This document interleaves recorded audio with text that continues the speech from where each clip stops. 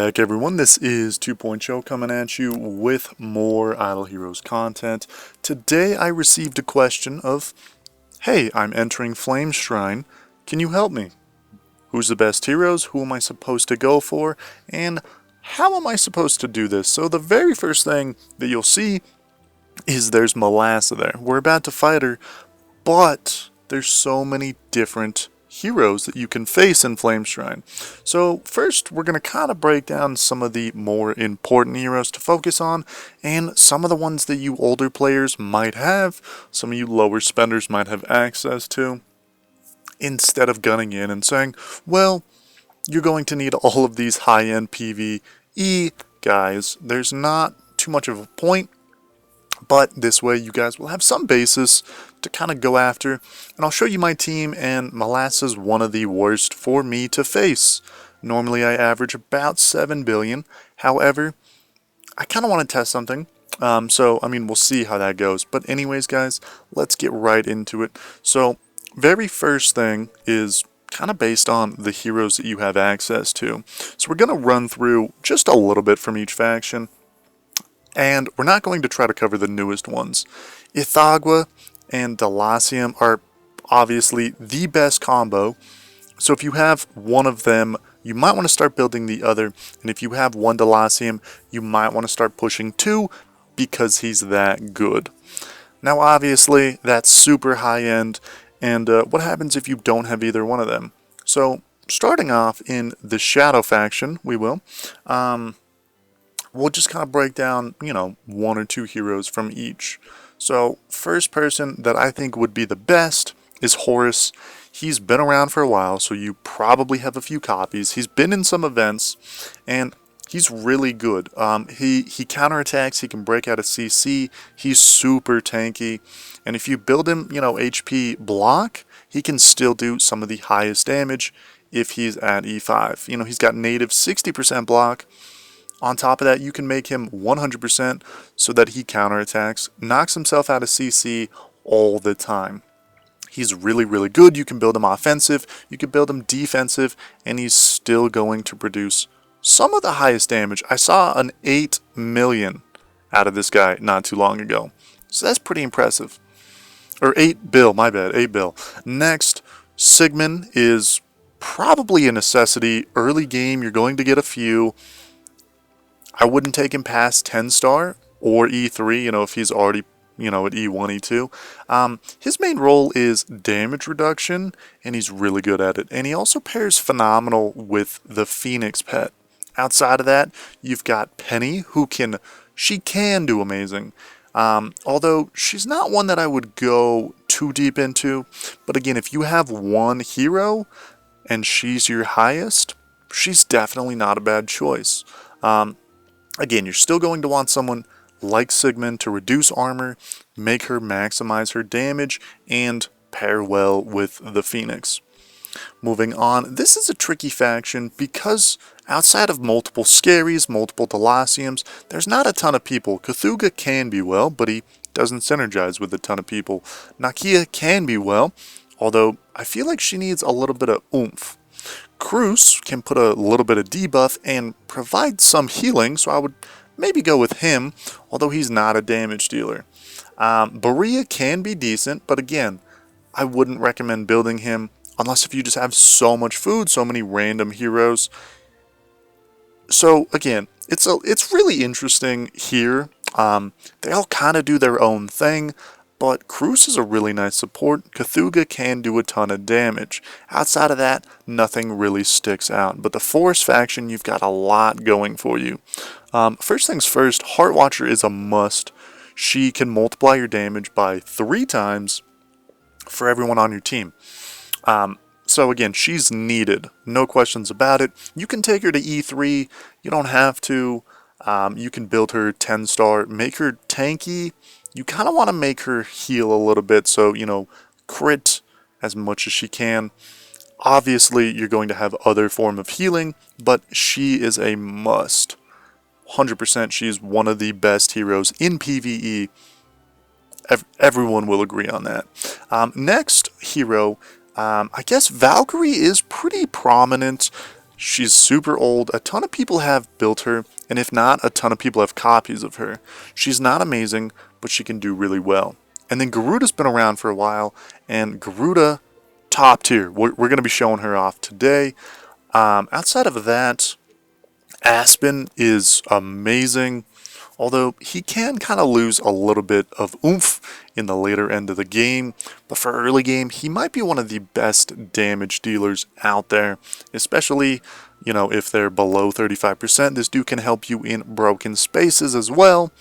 Again, I am going to be using him, although we're going to try something a little bit different, but still, he is phenomenal, and I would recommend him. He's not mandatory, you know, like Heart Watcher.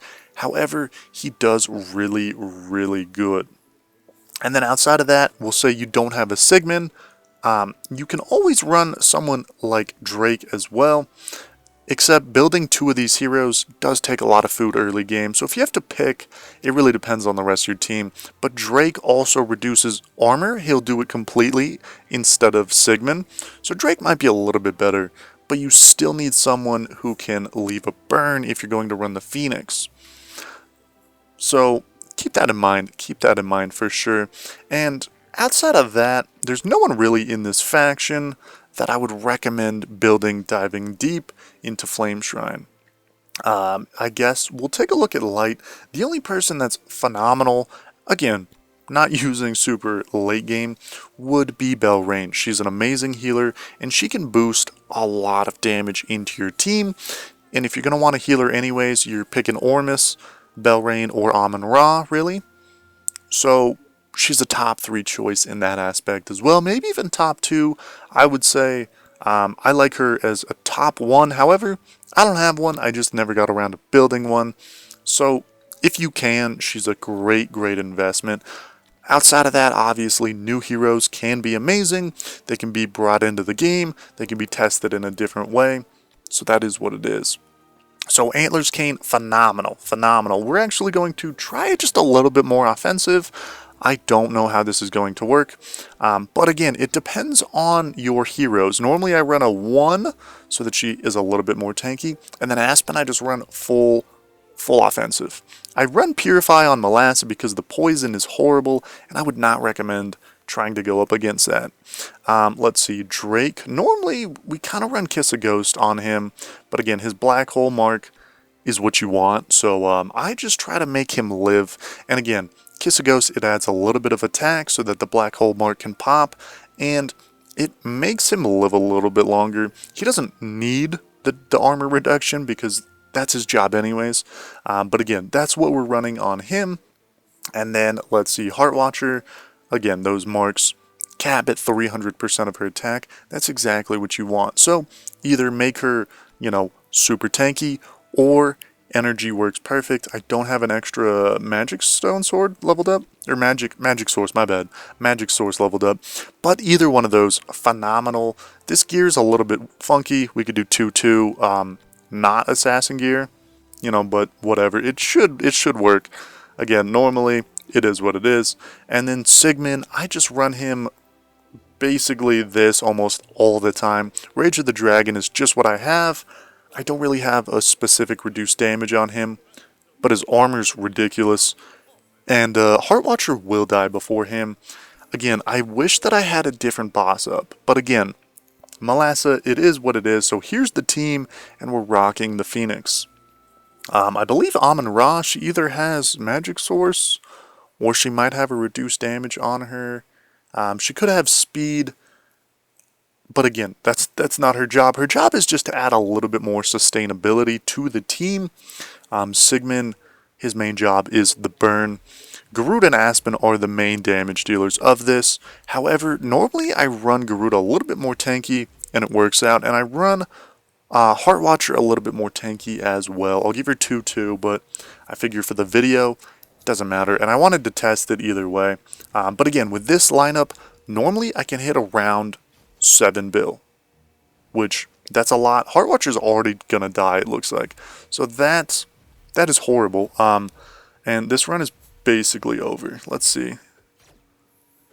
It's kind of a 50-50. Like, you want them to hit her, but also, you know, you don't, because the poison stacks up. So again, this run is going to be horrible, but again, that's how it goes. Sometimes Flame Shrine goes horrible for me. Sometimes, I mean, this run might be at 4 billion, and we'll see, but I don't have high hopes for this at all. 4.5, yeah. So again, the highest that I've done is 11 billion with this lineup against Malazza. It's not very likely, and against Kamath, I want to say I've hit 13 and a half, but I ran them a little bit more offensive.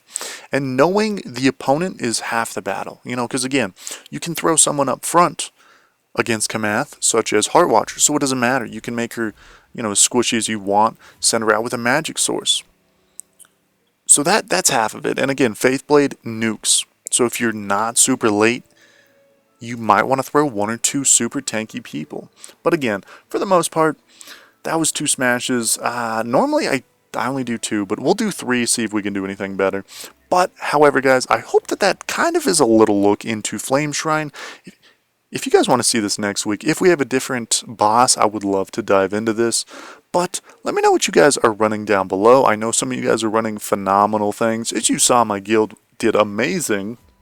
But in the meantime, guys, I hope you all enjoy. These runs were horrible, but it is what it is. So, if you guys want to see more PvE, I'd love to go back to that. Just let me know down below. Anyways, guys, my name is 2.0. I hope you all have a blessed day, and I hope to see you all in the next ones.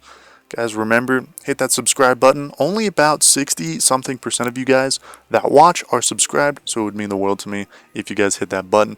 But anyways, have a blessed day, take care, and I'll see you in the next one.